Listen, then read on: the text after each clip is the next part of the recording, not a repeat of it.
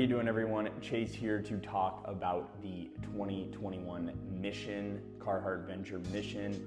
It is an extremely exciting wine for me, and there's such a rich history with this variety. So let's dive right in and give you a little bit more information. Okay, so starting off, here's the label there, 2021 Mission.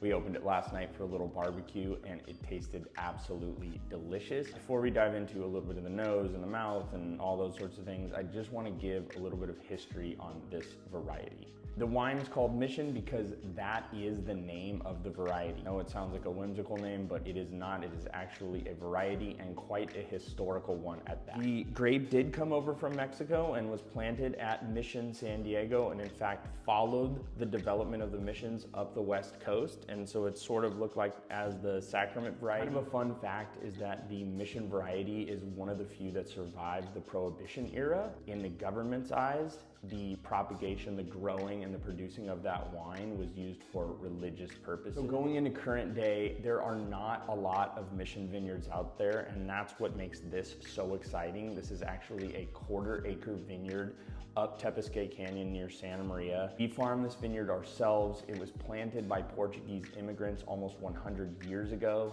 The vines, most of the vines are head trained. There's a little bit of trellis, and they are all dry farmed. So the Mission variety itself throws these huge clusters, really big clusters, sometimes even bigger than Grenache. The 2021 vintage was awesome because it was a slower and more even ripening vintage. We go up there, we pick it ourselves by hand, our entire team. It's always something that we look forward to doing. So let's get into trying it. So good. So one of the things I'll say first is I really like to serve this wine slightly chilled. I like to think of it a little bit like Gamay or Beaujolais Nouveau. On the nose, you're getting this beautiful red fruit, this wild raspberry, but it's also kind of juxtaposed by kind of a peppercorn and a sweet tobacco. So there's absolutely some spice there.